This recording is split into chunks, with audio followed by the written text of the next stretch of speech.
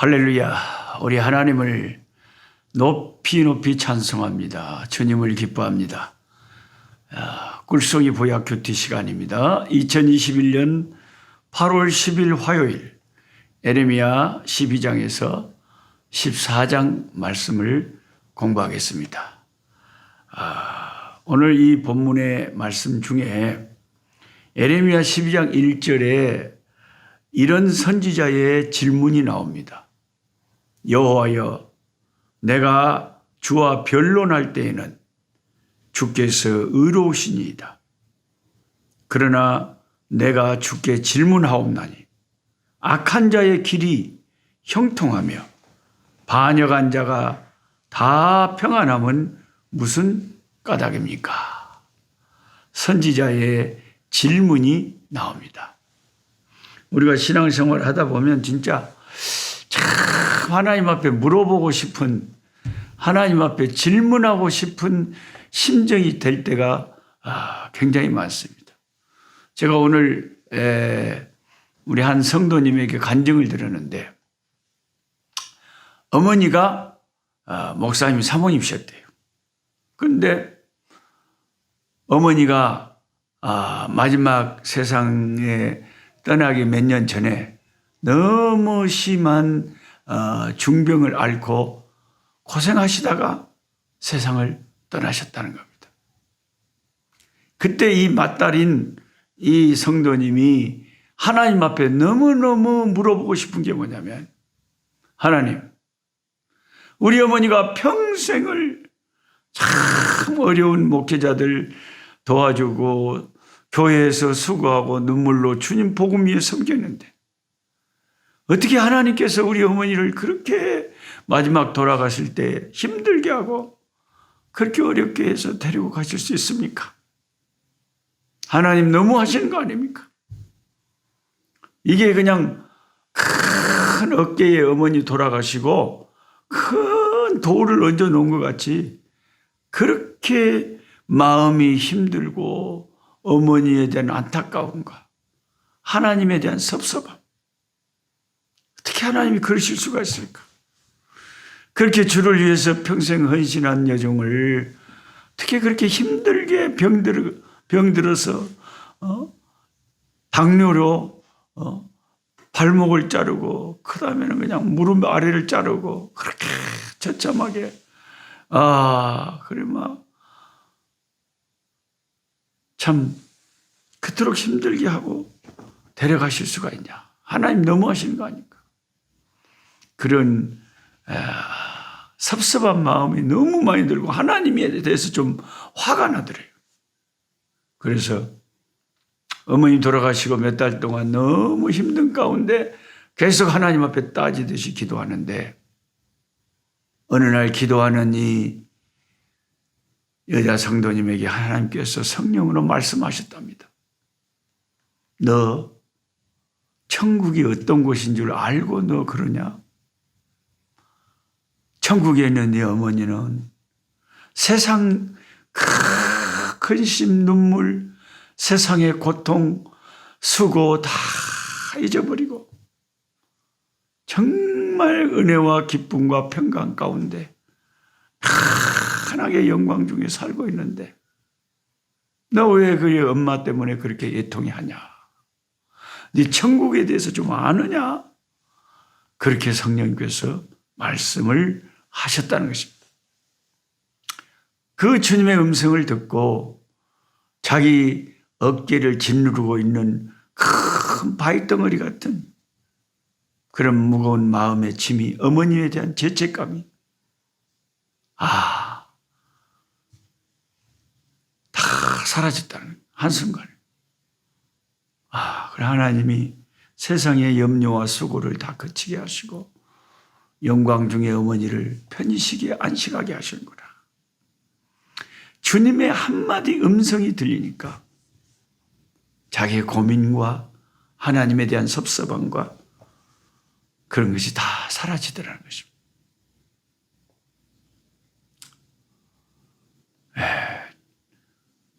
제가 이 말씀을 촬영하는 오늘 저는 새벽에 그리고 어제 저녁에 이 LA 동부 쪽에 있는 아름다운 침례교회, 고승희 목사님이 섬기시는 그 아름다운 교회 침례교단입니다만, 그곳에서 금요일 철야 저희 기도회와 토요일 새벽 짧은 부흥회를 인도를 했습니다. 하나님의 성령께서 그곳 성도들에게 많은 말씀을 통해서 성령께서 은혜를 많이 허락해 주셨습니다. 하나님의 말씀을 듣기만 하면 억눌렸던 우리들에게 자유함이 오고, 주님께서 상한 자를 고친다 그랬잖아요. 상한 심령들을 예수님의 말씀과 예수님의 영이신 성령께서는 지금도 고치시는 역사를 하고, 눌린 자를 이렇게 해방시켜주고 자유케 해주십니다. 이 눈물의 선지자 에레미야 선지자의 질문, 어찌하여 악한 자의 길이 형통하며 반역한 자가 다 평안할 수 있습니까? 아마도 에레미야 선지자는 자신의 고향 아나돗 사람들이, 고향 사람들이 자신을 죽이려는 음모를 꾸미고 있다는 사실 앞에 마음의 상처를 크게 받은 것 같습니다. 에레미야는 자신의 내면 속에 감춰진 감정을 하나님 앞에 숨김없이 내보입니다. 왜 악한 자들이 저렇게 잘 사냐 이거죠. 하나님은 의로우신 분인데 하나님의 의로움과 모순되는 일들이 도처에서 일어나고 있는 현실을 당대의 선지자 에레미야는 이해할 수가 없었습니다. 하나님 말씀을 선포하는 자신에게 살해의 음모가, 그리고 갖가지 핍박이 뒤따르는 반면 자신을 실제로 죽이려고 하는 악한 자들은 잘 산단 말이죠. 형통하게 산다 이 말이죠. 그 까닭이 무엇인지 하나님에게 정말 묻고 싶었습니다. 에레미야 12장 2절에 주께서 그들을 심으심으로 그들이 뿌리가 박히고 장성하여 열매를 맺었거늘 그들의 입은 주께 가까우나 그들의 마음은 멉니다. 입술은 주여 주여 하는데 마음은 하나님에게서 멀리 떨어져 있다는 거죠. 여기서 악인은 나무에 비유되고 있는데 그 나무가 뿌리를 내리고 크게 자라서 열매를 맺게 된 것은 하나님께서 그 나무를 심으셨기 때문이라는 것입니다. 그런데 이 악인들이 어떤 자들입니까? 하나님을 섬기는 자들이라. 근데 그들의 입술은 하나님께 가까운데 마음은 하나님에서 멀어져 있는 자들이라고 합니다. 그런데 이런 자들을 하나님이 어떻게 심으시고 자라게 하셨느냐 이거죠. 나무를 심으시고 자라게 하신 것처럼 하나님께서 그 악한 자들을 왜 심으시고 자라게 하시냐. 에레미야의 갈등이 바로 여기에 있었습니다. 선지자는 하나님이 자신의 속마음까지도 감찰하시는 분이라는 사실을 알고 있었습니다. 또한 악인들이 마지막에는 하나님 앞에 마지막에는 당연히 심판을 당할 것이라는 것을 알고 있었습니다. 에레미야 12장 4절을 보면 언제까지 이 땅이 슬퍼하며 온 지방의 채소가 마르리까? 짐승과 새들도 멸절하게 되었사오니 이는 이 땅 주민이 악하여 스스로 말하기를 그가 우리의 나중 일을 보지 못하리라 함이니이다. 다 말라 비틀어 완전 심판에 이르게 된다는 거죠. 악인들 때문에 남유다 땅이 하나님의 진노로 땅과 짐승과 새들까지도 멸절될 것이라는 사실 앞에 선지자가 탄식하고 있습니다. 더욱 안타까운 것은 악인들은 선지자가 자신들의 나중을 보지 못하고 죽을 것이라고 떠들고 있다는 것입니다. 이 사람들의 떠드는 말을 들어보세요. 이 땅 주민들이 악하게 말하기를, 스스로 말하기를 그가 우리의 나중 일을 보지 못하리라. 저 선지자가 일찍 죽어버려서 나중에 우리가 어떻게 잘 될 것을 못 볼 거야. 그렇게 하나님의 심판의 무서움을 모르고 선지자를 조롱한다는 거죠. 에레미야 선지자의 질문에 하나님은 어떻게 대답하셨을까요? 하나님은 직접적으로 대답하지 아니하시고 당시에 잘 알려진 속담, 그것으로 우회적인 답변을 하십니다. 에레미야 12장 5절이죠. 만일 네가 보행자와 함께 달려도 피곤하면 어찌 능히 말과 경주하겠느냐. 네가 평안한 땅에서는 무사하려니와 요단강 물이 넘칠 때는 어찌하겠느냐.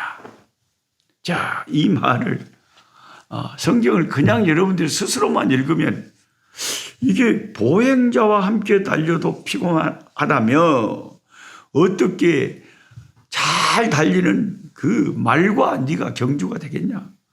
네가 평안한 땅에서는 무사하지만 요단 물이 넘칠 때는 네가 어떻게 되겠느냐. 이렇게 하나님이 우회적인 동문서답 같은 답을 하십니다. 이게 무슨 뜻입니까?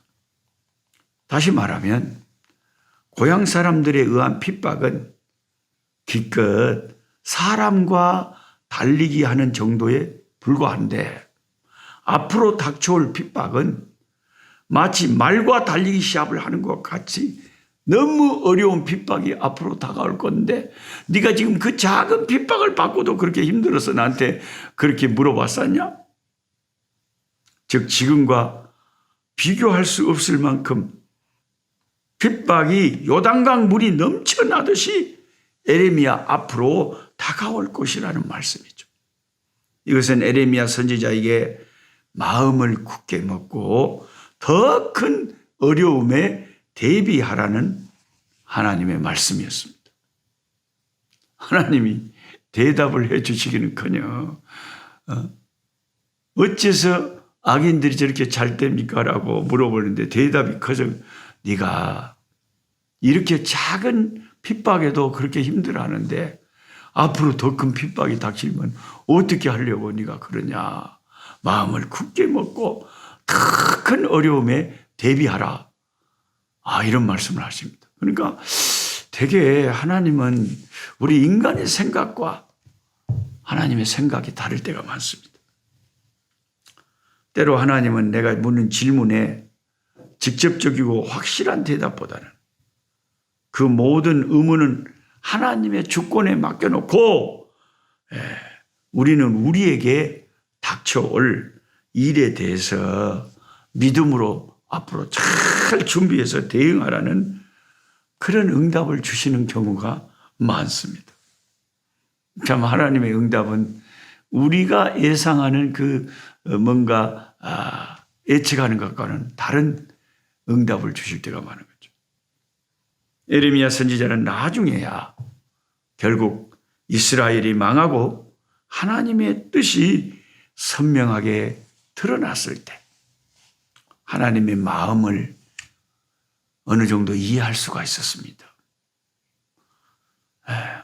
악인들이 이렇게 하나님이 기다렸다가 그래도 이 악인들이 회개하지 않을 때 이렇게 무섭게 심판과 징계를 내리시는구나. 에레미야가 나중에는 깨달을 수 있었다는 거죠. 지금은 저와 여러분들이 거울을 보는 것 같이 희미하지만 주님이 오시는 그날에는 모든 것이 다 확실히 드러날 것입니다. 주의 주권과 주의 신실하심을 우리는 믿어야 돼요. 내가 어떤 이해 안 되는 일들이 있을 때 하나님은 신실하시다. 또 하나님의 절대 주권이 있으시다. 하나님께서 거룩한 주권을 가지고 신실하신 하나님이 언연히 알아서 하시겠냐 하면서 우리는 우리 믿음 생활에 더욱 집중을 해야 돼. 내 뜻대로 일들이 안 됐을 때 예수님이 기도한 것처럼 올소이다. 이렇게 된 것이 내 뜻대로 안 되는 이런 일들이라 할지라도 이렇게 된 것이 다 아버지의 뜻입니다. 아버지 감사합니다. 아버지의 주권을 인정하고 아버지의 하시는 일을 신뢰해드리고 아버지 앞에 감사로 제사를 드리는 자가 하나님을 영화롭게 한다는 것입니다. 우리가 할 일은 어떨 때 의문이 들고 섭섭하고 그런 일이 생기더라도 하나님의 주권에 그 모든 의문들은 맡겨드리고 내가 할 일은 뭐냐? 더 믿음에 굳게 서서 어떤 사탄의 핍박과 유혹이 와도 주님을 꼭 붙잡고 예수만 섬기는 그런 신실한 믿음의 삶을 살아가는 그 문제만이 내가 싸우고 집중해야 될 문제라는 거예요. 내가 다 이해할 수 없는 그런 일들은 언젠가 다 때가 되면 하나님께서 그런 심오한 경륜과 뜻을 가지고 그렇게 하셨구나 하고 지금은 몰라도 언젠가 이해할 때가 온다는 것입니다. 그래서 제가 읽은 경건서적 가운데 지금은 몰라도 라는 책이 있었어요. 지금은 내가 다 이해할 수 없지만 나중에 뭔가 하나님께서 하나님이 왜 그렇게 행하셨는지를 우리에게 설명해 주시면 우리는 다 알게 되겠죠. 오늘 여러분 눈물의 선지자 에레미야처럼 뜻하지 않게 고향 사람들에게까지 살해 위협을 느끼고 너무 악한 자들이 판을 치는데도 하나님이 그들을 당장 심판하시지 않는 것 같은 생각이 들어서 하나님에 대한 어떤 원망이나 섭섭함이나 의문점이 막 들 때 에레미야 선지처럼 우리는 하나님께 따질 수가 있습니다. 하나님 왜 그렇습니까? 근데 하나님은 자비하시게도 우리에게 설명해 주시고 우리 마음을 풀어주시고 우리를 달래주시고 때가 되면 다 이해할 수 있도록 지금은 거울을 보는 것처럼 희미하나 그때는 얼굴과 얼굴을 보는 것처럼 다 이해할 수 있게 해 주실 줄 믿습니다. 오늘 여러분의 신앙생활에 여러 가지 갈등과 어려움이 있어도 하나님의 절대 주권을 신뢰하시고 옳소이다 하나님 이렇게 된 것이 아버지의 다 뜻이 계십니다. 아버지 감사합니다. 비록 환경은 힘들고 어렵지만 믿음의 고백으로 감사할 때 하나님이 그 믿음을 기이 여기실 줄 믿습니다. 하나님 우리 아버지 감사합니다. 때로는 세상 살아갈 때 예수 잘 믿는 하나님의 종들이 너무나 무서운 병에 걸려서 너무 힘들게 투병하다가 세상을 떠나는 것을 봅니다. 그때 우리는 왜 하나님은 기도도 안 들어주시고 저 생명을 저렇게 힘들게 해서 데려가시는가 이해하지 못하고 의문을 가질 때도 많지만 모든 것이 하나님의 거룩하신 주권과 경륜과 섭리 속에 이루어짐을 고백합니다. 다 이해할 수 없어도 다 이해 못해도 하나님 감사합니다. 하나님의 절대 주권에 맡겨드립니다. 아버지 우리 뜻대로 하지 마시고 아버지 뜻대로 되기를 원합니다. 주여 우리에게 때때로 은혜를 베풀어 주셔서 주님의 거룩한 경륜을 깨달을 수 있는 날들이 오게 하여 주옵소서. 힘들어 고통하는 당신의 백성들에게 오늘도 하나님 위로하여 주시고 성령의 감동 감화로 채워주셔서 새 힘을 얻어 이 어려움을 극복하고 아버지 하나님 나아갈 수 있는 삶의 희망과 용기를 주여 공급하여 주시옵소서. 예수님의 이름으로 기도하옵나이다. 아멘. 약한 자 힘쓰고 강한 자 바르게